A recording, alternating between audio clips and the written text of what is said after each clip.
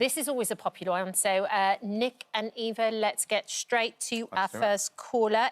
We should have Karen on the line. Good morning, Karen. Good morning. Hi, Karen. Good morning. What's your question? Hi. Well, I've got a phobia about round carrots. I've had it, I think, for about 30 years, and I think it stems from my childhood. I can eat long carrots, like batten carrots, and I can eat baby carrots, but I literally cannot have brown carrots on my plate. If I went to put them in my mouth, it makes me gag. Yeah, I could eat other carrots. And as I say, I think it goes back from childhood, to be honest. Yeah. And what's so interesting is that you're so specific about round carrots. Yeah, the shape. Yeah. So you're absolutely right, Karen. It does go back to childhood, and as most phobias are created between the ages of 3 and 15. And the fact that what you've done is you've created subclauses as to effect that you want to eat carrots, but you don't like those round ones. So what you've got to consider is what the round carrots mean to you compared to the other carrots. And when were they first in your life, and what did they do that made you feel bad? Yeah, I think when I was probably about 8 or 9 years old, one of the dinner ladies, she wouldn't let me leave the table at school because we had round carrots, and they were cold at that point, which I didn't particularly like carrots then. Went to put them in my mouth, they were cold and soggy, and from then on, I hadn't touched carrots for years until about 30 years ago. And now, as I say, I can't touch round carrots at all. Do you know, Karen, I have a similar thing, but with beetroot, because when I was at infant school, you weren't allowed to leave the table without finishing your beetroot. Fortunately, Rachel Tasker's mum, Mrs Tasker, used to take the beetroot off my plate. She was one of the lovely dinner ladies. But beetroot for years has had this similar thing for me, whereby as soon as I go near it, and I've tried again in the past, like Karen's trying, I just can't deal with it at all. Yeah, and the interesting thing for you, Karen, is that I know that... And please take the pressure off, because no one is now making you have round carrots. and it's sort of like that we feel that we have to do this because other people do it. But, it's all right not to like something as well. So once you take the pressure off, it does feel different. So for you moving forward, Donna, obviously what you need to do realistically is to sort of make a note, write down what carrots meant to you back then, and actually seeing it in writing, you can start to make sense of it, and you can start to challenge what you believed back then so as to change your opinion. Okay, I mean, the point is you can eat carrots, so you can still enjoy them, just not the round one. Can you have a phobia over shapes? You can have a phobia to absolutely anything. anything. It's funny because once you create a phobia, and all phobias are created, I mean, let's not lose sight of the fact that no one is born with a phobia, so something has happened in your life. So once we have a phobia, so for example, we can have a phobia of a certain item, and then later in our life, if we need to do that, and it's part of our job or something, we create a subclause that we can do just that thing. Right, Which is what's happened here. So get it written down, Donna. Start to have a look at what you believed back then, and Karen, and start to challenge what you thought then and how that actually differs now. Eva's very excited to get to Donna. Sorry. He's our next caller. Morning, Donna.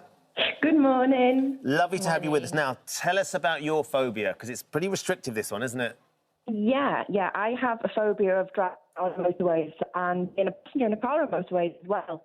And my children have all flown the nest now and have scattered to all corners of the country, and I'm at the mercy of the railways to go and see them. And I'd really just like to be able to get in my own car and go and drive down a motorway to see them. Yeah.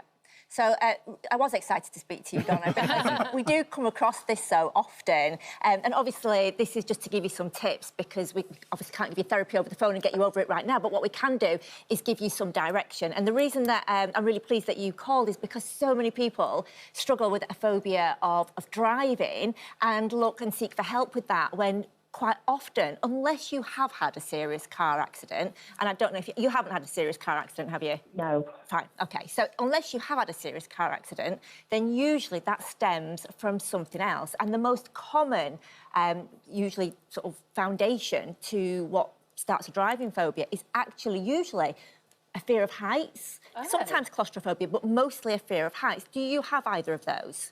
Yeah, I have a fear of heights. Ah, there you go. And you might wonder, well, why? Why is it that a fear of heights translates to bridges? Well, the reason is that when we're going on motorway bridges, actually, and we're concentrating on driving, but if we've told ourselves that we're uncomfortable with something, i.e. heights, you start to feel sort of panicky. And we can avoid heights, you know, in life. We can choose not to go over them, but motorways are something that enhance our lives. So, and that is why that suddenly feels like the problem. So for you, Donna, realistically, now you know what that is, what you need to do moving forward is to get some help, get some therapy over that fear of heights. Try and work back. Writing a timeline is such a good tool to help you to find the origin, because it's like a foundation. So your foundation is heights, and every time you've been triggered, anything that's high up, you've added it on and you've created this structure.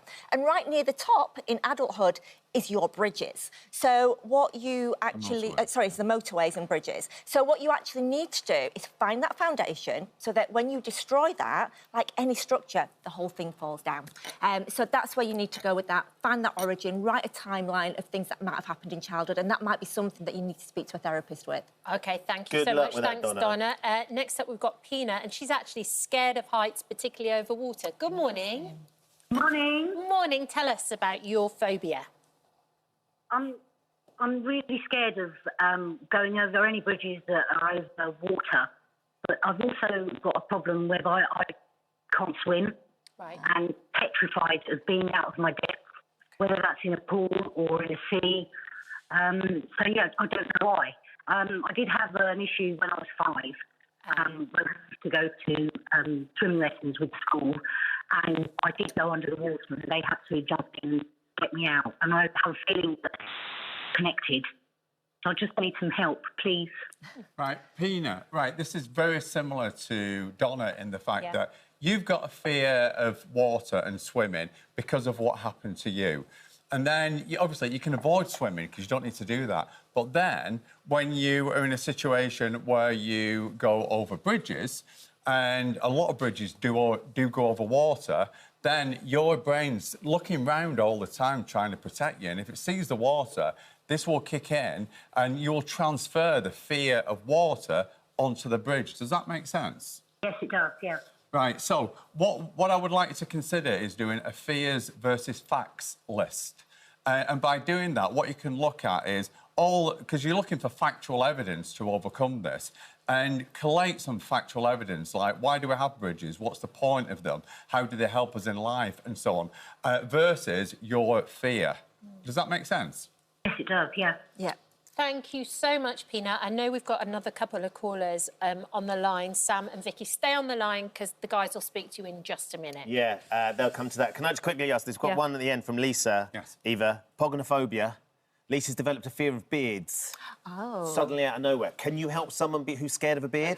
Absolutely. I mean, you know, any phobia you can work through, but it is about trying to find that origin. Because when you know how it started, you then know what you're working with and what that person believed.